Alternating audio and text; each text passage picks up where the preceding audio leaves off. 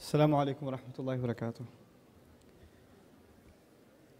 أعوذ بالله من الشيطان الرجيم. بسم الله الرحمن الرحيم. ألف لام را تلك آيات الكتاب المبين. إنا أنزلناه قرآنا عربيا لعلكم تعقلون. نحن نقص عليك أحسن القصص بما أوحينا إليك هذا القرآن وإن كنت من قبله لمن الغافلين. إذ قال يوسف لأبيه يا أبت إني رأيت 11 كوكبا والشمس والقمر رأيتهم لي ساجدين. رب اشرح لي صدري ويسر لي أمري واحلل عقدة من لساني يفقه قولي. والحمد لله رب العالمين والصلاة والسلام على أشرف الأنبياء والمرسلين وعلى آله وصحبه أجمعين. I was asked to talk about the divide of communication between parents and children, and this session was originally meant to be something directed at parents, but now that this is a combined session, inshallah ta'ala, hopefully it will be of benefit to both audiences. I'll share with you in the very beginning an advice my teacher gave me. My teacher, Dr. Abdul Samia, gave me some advice. He said, when you're going to address or ever give advice to anyone, and you wonder how you're going to, put together a topic and give a talk, just let the Quran do the talking. It's called guidance for a reason. So find where it is in the Quran that Allah Azza wa Jalla addresses a topic, and let that be the speech itself. And so that's what I'm going to try and do, inshallah ta'ala, living up to that advice. One of the most beautiful places you'll learn something about parenting in the Quran will be Surah Yusuf. And within Surah Yusuf, specifically Yaqub alayhi salam. All over the Quran, he is mentioned as a role model parent. Yaqub alayhi salam is mentioned as a role model parent. And in this surah, we learned something very special about him. In a previous session, those of you that were here, I mentioned how kids couldn't appreciate how awesome Surah Yusuf is. They didn't see what the big deal was. Well, I want to highlight at least some of those things, some of those lessons that we can benefit from, both as parents and as children. Yusuf alayhi salam, young boy, sees a dream. You all know the story, right? Young boy, he sees a dream. It disturbs him. Who does he go talk to in the Quran? He goes talk to his dad. You ever see a teenage boy, 12-year-old, 13-year-old, 11-year-old even, maybe 9, 10, sees a dream, something bothered him. First person he goes to talk to is his dad. Anything small goes wrong in your life, especially a boy, and you say, maybe I should talk to dad about this. Is that what you normally do?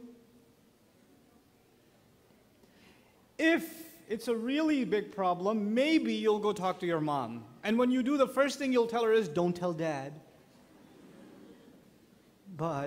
And then you'll talk about whatever it is you have to talk about. The fact that Yusuf alayhi salam went and spoke to his father is already teaching fathers a huge deal. He has some kind of relationship with his child, by virtue of which no matter how disturbed the child may be, and the problem may be big or small, in this case the problem isn't even a matter of reality, it's a matter of a dream. But whatever problem comes up, I should be able to talk to my dad no matter what. I should be able to talk to him. That's the kind of relationship Yaqub alayhi salam has established with his child. He doesn't have to come and tell him, if something happens, you better come and tell me, you hear? No, he comes himself. He comes himself and tells his dad. That's huge. Before we even learn anything else about parenting in this surah, we've already learned something huge about what kind of fathers our fathers need to be. How easily accessible they need to be to their kids. How easy should it be for a child to be able to come to their parent and say anything? I'll tell you something. This is easy to talk about, difficult to live by. I have, alhamdulillah, when I only had one child, you're very protective of your first child, then the second and third comes along, and then you mix up their names, right? Hey, you, Kareem, Husna, number 4, or were you 3? Which one? Just get away from there. You go through the extended family's names before you get their name right, but my daughter, my eldest, when she was in preschool, she goes to preschool, she comes home one day, and she's like 3.5, 4 years old. She comes home, she goes to me, Abba, Yusuf is so funny. There's some kid named Yusuf in the class. We saw him, I was like, who's Yusuf? Tell me everything you know. Who's Yusuf? And my wife saw it from a corner of her eye. And she goes, Nouman, can I talk to you for a second? And I came over and said, what is it? She goes, you stay quiet. And she took her, and then my wife talked to me later, she said, listen, you don't think your child can see that you're getting upset? I was like, yeah, I'm sure she could. If she sees that you're getting upset, next time, when it comes to telling you anything about what happens in class, will she open her mouth or keep it shut? She'll keep it shut. She won't say anything. She's going to hide things from you. And it'll be your fault. Because you look like you got upset. It's entirely your fault. You can't close that door on her. You have to just listen. It's harmless. She's 3 years old, 4 years old. What's the big deal? Relax, calm down. And as a Muslim father, you have to kind of get trained into calming down. We don't have that training. We actually have quite the opposite training. Interestingly enough, the words that come out of Yusuf alayhi salam's mouth, they begin with Ya Abati. So he's about to tell his dad the dream, and he uses the words Ya Abati. Now in Arabic, if you say Ya Abi, it's a sign of you're addressing your father. When you say Ya Abati and you add that ta that you hear, it's a show of respect. Oh, my noble father, my respected father, my beloved father, Dad, I love you. It's like these terms of respect have been added just by that ta when he addresses his dad. What we're learning is not only is his child ready to communicate with him at any point, at the same time he's also extremely respectful. And that's at the same time it's a compliment to the child, but at the same time it's a compliment to the father. What kind of father communicates openly with his child and at the same time maintains a relationship of respect? Because when you get very frank with kids, what happens? They run all over you. They'll run all over you and they become too casual. And then you have to become strict because you say, I should be strict because that way they'll show me respect. If you come from where I come from, Pakistan, there's one way to get respect. If you're a father, be as harsh and as mean, as nasty as you possibly can be, and that is the way you get respect. You never hear your name said nicely. If your name is Abdullah, you never hear that say, Abdullah, could you come here? Abdullah! And you better show up looking all scared. You can't smile. If you're smiling at your dad, you're like, what? What is this? What are you looking at? Being angry, whether you're, and by the way, this isn't just for Pakistanis, even though we're awesome at it, right? It's parents all over. Muslim parents are generally very harsh. And they think that's what you're supposed to be. You're supposed to be disciplinaries. Especially the father should be tough. So when he walks into the house, there should be absolute silence. Everybody should drop what they're doing. Dad's here.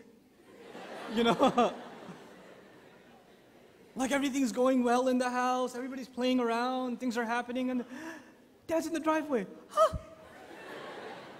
Sit still. Don't look around. There's that culture. What Yaqub alayhi salam is teaching us is the opposite. This child is most comfortable talking to his father. Even about a dream. Even about a dream. And when he addresses him, he commands this respect. What I'm trying to get at is, we thought the formula for getting respect from your kids is being harsh and mean. Being loud. Being scary.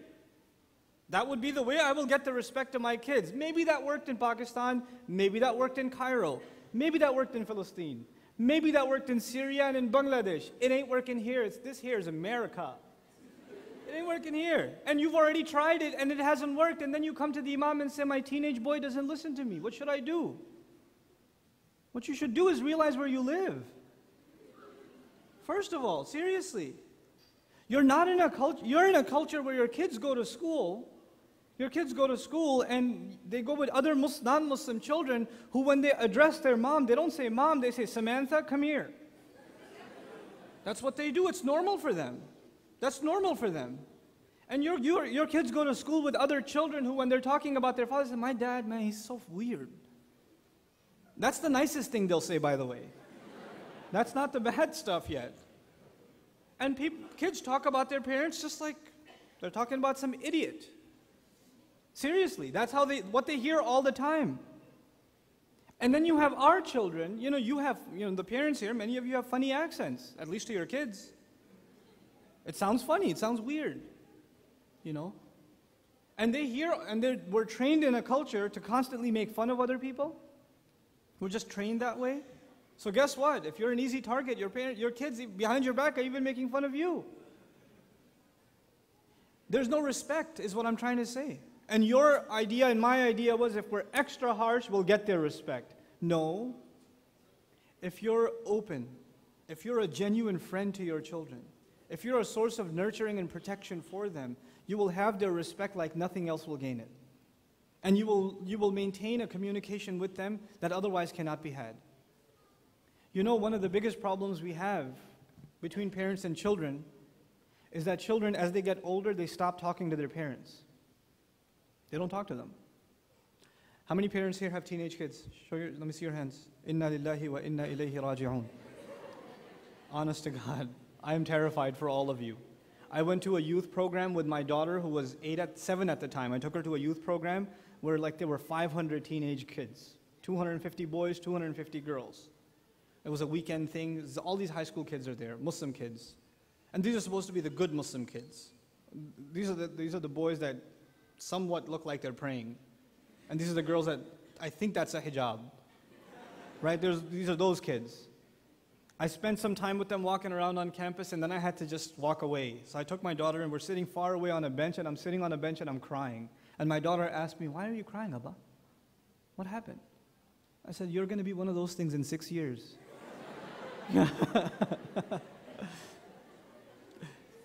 I'm not going to be like that. Yeah, you are. Yeah. It's coming. Everywhere when I first had a child, I used to be like, man, this is hard, changing diapers. They're crying, you got to wake up at night, burp them. You pick them up, and they won't go to sleep. Then they start teething. They get a fever, all this stuff. It's hard. For early parenting, it's hard. So you go to parents who have older kids, you say to them, hey, it gets easier, right? When they're teenagers, it gets easier, right? And they say, enjoy this. I'll take the smelly diapers any day over my 15-year-old. Man, it's crazy. There is a gap, but there's something to be said about the role of parents in creating that gap. Though the crime is on both sides. I'm going to start on the parent side. Especially fathers, guys, especially fathers. You come home from a long day of work, you sit home, and all you want to do is nothing. You just want to watch TV, flip the channels, watch news, watch where the Dow Jones Industrial Average. You want to check what's going on in the world, even though you won't remember any of it, nor do you care, but this is your form of entertainment. And your kid comes over, your 5-year-old comes over. Dad, look what I made. Look what I did. Dad, play with me. Come on, let's do something. Let's play tag. And they're talking to you. What are you doing? Could you leave me alone? I'm trying to watch the news. And you'll call his mom. Hey, Fatima, can you get rid of him, please? I just came home from work. I need some peace. I don't need to hear this. Don't you have toys I bought you? Go play with those. Same child, 10 years later. He's 15 years old. And you're picking him up from school and you say, so, son, how was your day? I don't know. What'd you do? I don't know. Did you talk to any friends? Maybe. Where are you going to go later? Somewhere. What are you going to do? I don't know. They won't talk to you. And then you come tell the imam, my kid doesn't talk to me. Yeah, you didn't talk to him. You didn't talk to him all this time. You didn't have time. You didn't create a relationship first. How is it going to just come out of nowhere? It doesn't. And those are the ages, by the way, 10, 11, 12, 13. Those are the critical ages. At those ages, before then, children are most obsessed with making their parents proud. Doesn't even matter what religion you're from. This is just pure child psychology.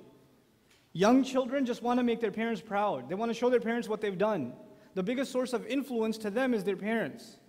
Not in my household. I shave my son's head and I say, that looks cool, I'll do it myself. So it's the other way. But usually kids want to be like their parents. They want to do everything their parents do. If I'm sitting there typing on a laptop, I'll tell even my 2-year-old, I'll give him a toy, he'll leave that alone. He wants to type on the laptop. Why? Because Abba's doing it. They want to be like you.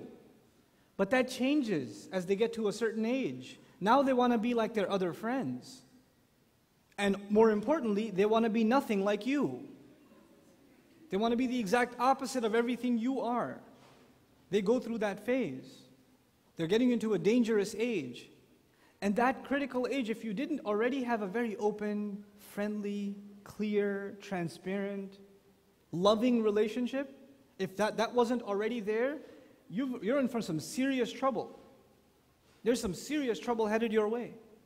I bring up Surah Yusuf because at a young age, he's already showing respect and open communication. That's critical for both parent and child. How many of us are having dinner every night with our children? And when you do sit and have dinner, how many of us are actually talking to our kids? Actually talking to our kids. In the age of cell phones and texting and all this other stuff and cognitive dissonance, you can't even carry a real conversation with another human being, let alone your children. And alhamdulillah, I have 3 girls. 2 of them were going to school up until last year. Now all 3 of them go to school. And I used to pick them up from their school. Do you know how much girls talk? It's Energizer Bunny's got nothing on girls. They could talk and talk and talk and talk. You could fall asleep, you'll wake up, they're still talking to you. They're still talking to you. They don't stop. And so I'm picking them up from school, and Waliya starts telling me, Abba, you know what happened today? My hair clip fell out. My hair clip, the purple one fell out, but the pink one was still there. When the purple one fell out, my friend said, hey, your purple one fell down.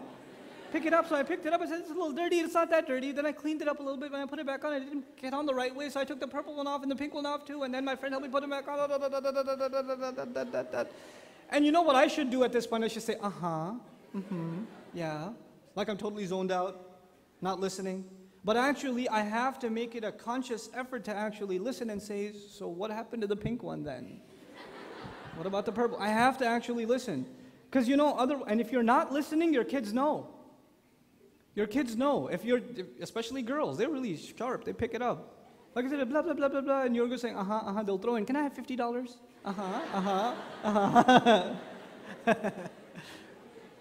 It's happened to me. I've caught myself. Right? It'll happen. It'll happen. But we have to become good listeners, especially the fathers. Especially the fathers. The moms naturally, Allah has given them certain gifts. Like parenting comes more naturally to a mother. Allah has given her that gift. He just makes her nurturing, soft, caring, concerned, just naturally. Fathers have to work on it. You're sitting at home, your child falls down. Who gets up immediately? Oh, mera bacha, oh, yeah. Who does that? The father? The father's sitting there, pick yourself up, child. In Urdu, say, kuch nahi hua, chalo, go by this. Dust it off. Nothing. That's nothing. Don't worry about it. Just a little bit of blood. The mom will go crazy. It's natural to her. I'm telling the fathers here, if we want our children to be raised in Islam, the first thing we need to be is their best friend. And that takes work. It takes serious work. Parents here, fathers here, you guys have to get in shape. I'm serious, you have to get in shape. Not for yourself, for your kids. You come home, your kids want to play with you, and you just, Abba, pick me up, throw me around, do this, you do a little bit of that, and you're like, Abba's got to lie down, hold on. That's not how you raise kids. Taking our kids hiking, playing sports with them, taking them to the backyard. Even if they're playing video games, play video games with them. Play with them. Play the Wii with them. Bowl with them. I don't care. Just do stuff with your kids. It's a critical part of opening barriers. So they can talk to you about anything. Because I'm telling you, when they reach a certain age, the need to talk to someone will always be there. You would rather that person be you, not some non-Muslim friend who will give non-Muslim kinds of advice.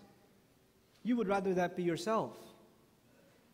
You don't want to discover your child has developed another personality later on in life because you never talk to them and eventually you actually engaged in a conversation and you realize, whoa, this is a different person. Who are you? You've been living under my house all these years? When did this happen? Oh, it done been happened, Daddy. It been happened. You just never knew. You were busy. You were busy. You have to make special time for your children. It has to be just their time. And if you have multiple kids, you have to go out of your way to make sure each child gets individual attention and time from you. No one else, you. No toys, no gadgets, no nothing. Just you. It has to be there. It's absolutely critical. Now let's talk about what Yusuf alayhi salam said.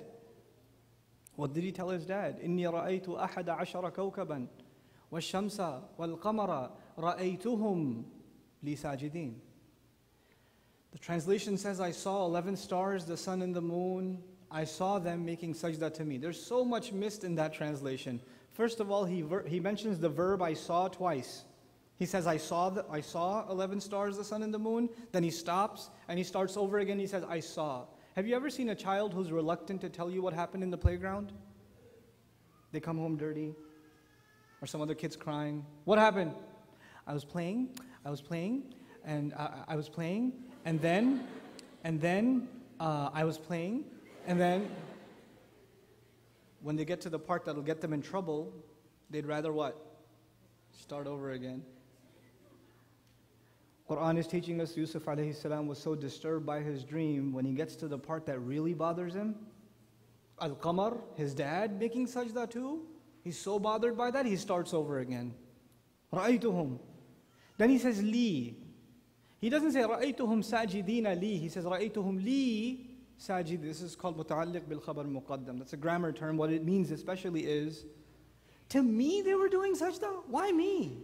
He was shocked by that. The part that he was disturbed by is mentioned in disturbing language style. Then he uses the word sajideen. Sajideen in the Arabic language to make sajda is only used for people, lil-aqil. The Arabic word to use for non-human things, making sajda, is either sajida or sajidat. He uses sajideen. This is the language of Yusuf alayhi salam. This is how he's expressing the dream. You know what Allah is telling us? By him using the human, one of the interpretations of that is, it is as though this intelligent boy had already figured out what his dream means. That's what disturbed him even more. He had already figured it out because the kind of language he was using is used for human beings, not for the sun and the moon and the stars. And that helps us understand the next ayah more, because immediately his father compliments him. And he tells him that he's going to have a great future. Wait, two things. What two things did I just say? What does his father do? Number one, he compliments him. Well, number two, he's going to have I didn't hear you. He's going to have a great future. Sound familiar? That's just like you, right, as a dad? You compliment your kids all the time? You tell them they're going to have a great future? No, you don't. You don't tell them that. It's almost as though it's haram to compliment our children. It's almost as though it's forbidden. You can't say, you look nice today, you look so good. Great job on the test. I'm so proud of you. You're doing wonderful. Keep it up. You can't say it, it hurts. It hurts too much. For Muslim men, sometimes it's very painful to compliment your wife. It hurt. I understand, it hurts in the liver, right? There's a particular spot over here in the ribs. Sharp pain happens when you compliment your wife. I understand. So the moment you compliment her, to ease the pain, you have to say something mean right after that. Right? So you say to your wife, the dinner's pretty good. Could have used more salt. Like, you have to balance the equation all. You can't just say something nice. And that's what she says. Can't you just say something nice? You ever heard that before? That's with your wife. But with your kids, it's even harder to say nice things. Especially where I come from. We're really good at not saying nice things. Your child struggles in mathematics. He's doing poorly. He's not very tuned into mathematics. He usually gets a 70, a 65, and one day that same child gets a 95 on their math test. Greatest day of their life. They've never seen a 95 before. Then they bring it to you, Mr. Pakistani father. Abba, look what I got. 95. What do? Next time get 100. Right? Come on. Come on. How hard is it for you to say something nice? We have to compliment our kids because it builds their confidence. We learn in the beginning of this amazing surah that a father complimented his child, putting in him confidence. And later on in life, when a crisis hit a country, it was his confidence that saved that country. He stood up confidently and said, give me this job, I'll take care of this economic crisis. I know how to manage it. That takes confidence. And in the beginning of the surah, we're learning where his confidence comes from. His father is making him believe in himself. وَكَذَلِكَ يَجْتَبِيكَ رَبُّكَ وَيُعَلِّمُكَ مِنْ تَأْوِيلِ الْأَحَادِيثِ. These words are very interesting. Yaqub alayhi salam is saying, that is how your master is teaching you. يُعَلِّمُكَ لَمْ يَقُلْ سَيُعَلِّمُكَ. يُعَلِّمُكَ. He says, he teaches you and will teach you. The mudari' includes both forms. In other words, Yaqub alayhi salam realizes this kid is special. Ijtiba in Arabic is used when you recognize when you select something based on a talent. Seeing a dream is not a talent. The fact that Yusuf alayhi salam saw a dream is not a talent. The fact that he figured out what it means, now there's a talent.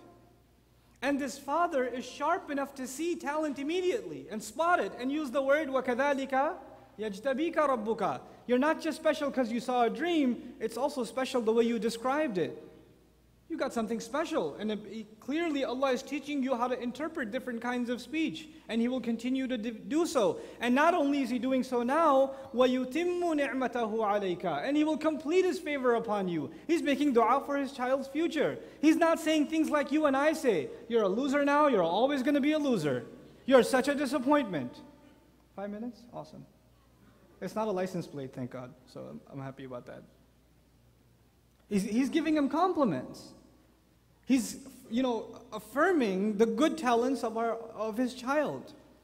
What that means for us as parents is if your child has certain tendencies, certain talents, you have to acknowledge them.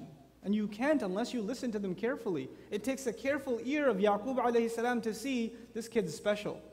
Had he not been listening, a child comes, Dad, I saw a dream. 11 stars, sun and moon, they were making sajda to me. Let me finish watching the news. Won't get you anywhere. Even a child deserves to be listened to carefully. That is the sunnah of Yaqub alayhi salam. Even a child, you should listen to them carefully. They're not just ranting and raving. They have something to offer. They have something to say. Before you send your child to a therapist or an imam, there are people who say to the speaker, and I've gone through this so many times. Parents that are having trouble with their kids, usually teenage kids. You know what they do? Ustad Nouman must have some special solution for us. So they'll grab their teenage boy or girl, bring him up to the stage, and say, Brother Nouman, can we have a minute of your time? Yes. This is my son. He's very bad. Say something. Now, two people are in a very awkward position. This poor guy who's humiliated for no reason, who already hates my guts now, even though I have done him no wrong. And what am I supposed to say to him? I just say, sorry, bro. Shouldn't put you on the spot like that. No, but he's good, but he's very bad. All they'll say, they'll bring some daughter, some girl. She doesn't even want to come. Can you talk to her? She doesn't listen to me. I was like, no matter what I say, it won't make a difference. You think I have a solution just because you find that you heard my speech and it affected you maybe by Allah's permission, that I'm just going to have some words for your child and everything's going to change? No, it doesn't work like that. You can bring about that change, not me. And you have to make dua to Allah. Now let's take another, I know it's 5 minutes, I don't know how I'm going to cover all this, but a few other things. A parent is very clear about who their children are. If they spend a lot of time with their children, then not only do they know their strengths, they also know their weaknesses. They also know their flaws. They also know they have an anger problem, or they get jealous really quickly, or they rush into things, or they don't do careful enough work, etc. They know their tendencies. They don't use them to attack them all the time. They don't use that to humiliate them all the time. They still compliment them for the good they have, but they're aware of their weaknesses. That's the other extreme in Muslim parenting. We come from a good family, therefore our children are genetically incapable of sin. Because we come from a noble family. You know, we're from Lahore. Nobody ever does bad deeds in Lahore, so our kids are immune from sin. When the khatib is talking about youth that have problems, then he's talking about somebody else, my neighbor's child, not me, my child, not me. You know? Yaqub alayhi salam's kids messed up. Not all of them were Yusuf. Allah says you will learn a lot of things from Yusuf. You will also learn a lot of things from his brothers. لَقَدْ كَانَ فِي يُوسُفَ وَإِخْوَتِهِ آيَاتٌ لِلسَّائِلِينَ. It's incredible. Allah says in Yusuf and his brothers there are many lessons, many signs for people who ask. From the successful example of a child and the unsuccessful example of children, both of them are very important for us to learn how to be parents. This is counseling from Allah. Last comment I'll make with you. You can do everything you can as a parent. You can communicate clearly, you can be merciful, you can be kind, you can try to provide a good religious education, you can be concerned, you can make sincere dua to Allah. You can be a parent like the likes of Yaqub alayhi salam. May Allah make us all like that. Good parents like Yaqub alayhi salam. But that does not guarantee that your child, when they are no longer a child, when they are an adult, that does not guarantee that they will commit themselves to guidance. You don't have that in your hands. Guidance is not in the hands of parents. Guidance is in the hands of Allah. You can do everything you can. You can even be Yaqub alayhi salam, who is the son of Ishaq, who is the son of Ibrahim alayhi salam, and you can still have messed up kids who do some pretty bad stuff. And they did. So I'm saying to you, just because you put in your effort does not mean guidance is guaranteed for our children. A point comes where even Luqman has to tell his son, and we understand that Luqman radiallahu anhu would have been an amazing father. He still has to tell his son, Ya bunayya la tushrik billahi inna shirka la dhulmun azim. Yaqub alayhi salam, his children have already made tawbah. You know, at the end of the story, they made tawbah. Everything was good. Everything was good in the hood, basically. He's about to die, and he's still not sure whether they will be guided or not, so he says, مَا تَعْبُدُونَ مِن بَعْدِي أَمْ كُنْتُمْ شُهَدَاءَ إِذْ حَضَرَ يَعْقُوبَ الْمَوْتِ إِذْ قَالَ لِبَنِيهِ مَا تَعْبُدُونَ مِن بَعْدِي. Were you around when death came, presented itself to Yaqub? What did he say? What are you going to worship after I'm gone? I'm not sure. You better, because you're on your own at that point. You're on your own. Rasulullah sallallahu alayhi wa sallam tells Fatima radiallahu anha, Ya Fatima bintu Muhammad, ittaqillah, fa inni la amliku laki min Allahi shay'a. You should have taqwa of Allah. I will have no authority for you before Allah. You're on your own when it comes to guidance. We have to instill that into our kids. That's a critical teaching that we have to first internalize ourselves and instill it into our children. Last bit, I promise. I'll stay within my, is there a timer? I'm good? Okay. Last bit. In regards to this conversation, the patience of parents. This is probably one of the most important points I think I can make. I haven't been tested with this yet, but I'm sure I will be as my children get older. Some of you are being tested with this already. Your children, as they become teenagers, they start turning into monsters. They talk back. They roll their eyes. They say obnoxious things. They speak under their breath. You tell them, did you finish your homework? I don't know. What'd you say? Nothing. I heard you say something. You're always telling me something. I'm not lying. I didn't say anything. Right? They become so epic in their emotions. Can I go over? Can I go to their house for a sleepover? No, you can't. You never let me do anything, ever. I've never been happy in my life because of you. You know? They become really epic. They're like these monsters living in your house. Like you're almost afraid to talk to them. Like if you talk to them, they'll explode. Zainab, what? You know. But you know what? At that point, as they start getting older and older and older, they become more and more independent. I'm talking to the parents for a second. You used to change their diaper. You used to put food in their mouth. You used to burp them. You used to clean them. You used to feed them. You used to clothe them. They didn't decide what color clothes they'll wear or what size diaper they'll put on. You did that for them.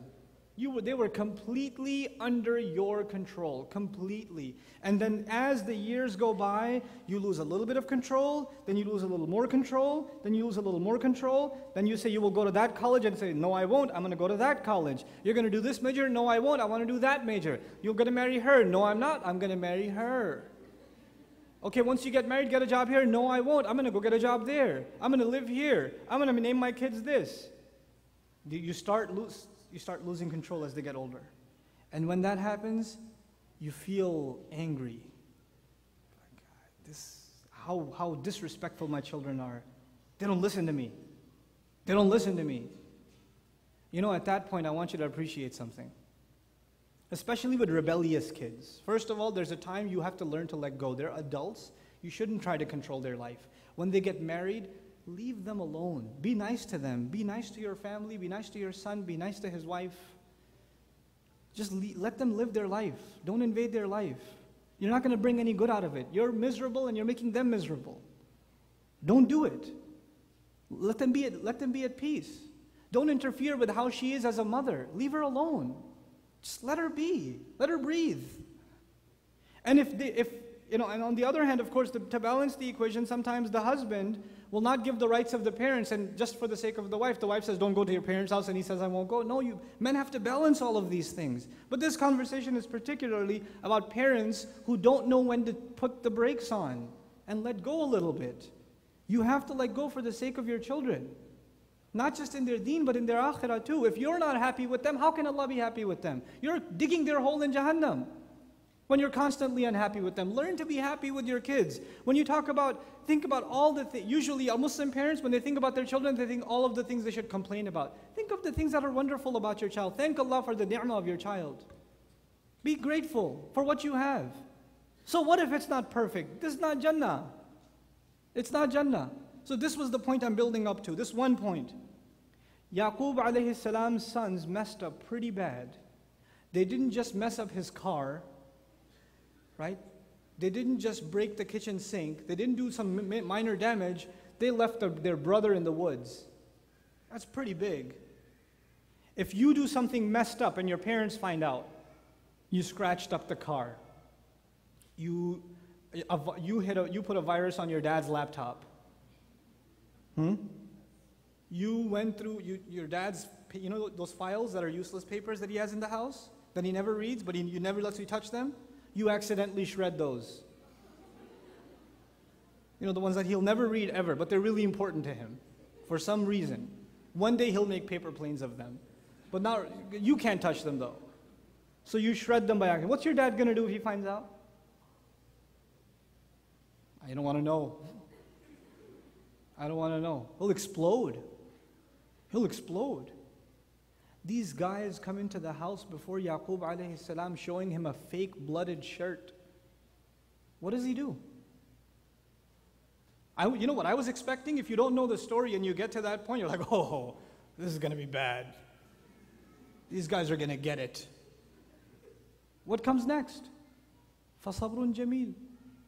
I'm just going to find beauty in patience. When I read that as a father, I could not understand it. Why? It was almost like I'm sitting in the same room with Yaqub. I'm like, why? Why'd you say sabr? What? You should be angry. Hit him. At least smack one of them. One of them. Nothing. He says, sabrun jameel, wallahu musta'an. He knows they're lying. He says, I'm going to have sabr. Why? The question is, why did Quran tell us that? It's a really important question. Because that same question comes up in your household life all the time. Your kids say things, do things that make you so angry, and your immediate response is anger. And the response of Yaqub alayhi salam is patience. The question is why? Because he's a really, really, really intelligent father. We learned that from the beginning of the surah. He knows his kids very, very well. They haven't even planned against Yusuf yet, but he said, watch out, they might plan against you. Did he call it? He called it like a play. He called it because he knows his kids. So he also knows there are times when yelling at your children will make things worse. And the only thing you can do is patience. This is one of those times. Yelling at them will not do any good. The only thing left is patience. Some of you not learning it. You yell at your kids, your 18-year-old. You yell at him, he yells back, he slams the door, he walks out of the house. You yell at your daughter, she starts crying, she doesn't talk to you for 3 days. Then you yell at her again, it happens all over again. You refuse to learn the lesson of Yaqub alayhi salam. Sabrun jameel. There's an age your children reach where all you can do is have sabr and make lots and lots and lots of dua. And then somebody will come up to me at the end of the speech and say, brother, I've been doing sabr. It's been like 3 days I've been doing sabr. Nothing has changed. You can't put a timer on your sabr, guys. Yaqub alayhi salam has sabr. Does it pay off eventually? Do those kids eventually come around by Allah's grace? They do, right? Does it happen the next week? 6 months from then? A year from then? 2 years from then? 10 years from then? It happens a while later, right? Just trust Allah and have sabr at a certain point. These are some basic teachings of Allah's book. These aren't just stories. These aren't just stories. These are the best of all stories. Why? Because every little bit of this story has things that makes my life better. May Allah Azza wa Jal make our lives better by His guidance. Barakallahu li wa lakum. Assalamu alaikum wa rahmatullahi wa barakatuh.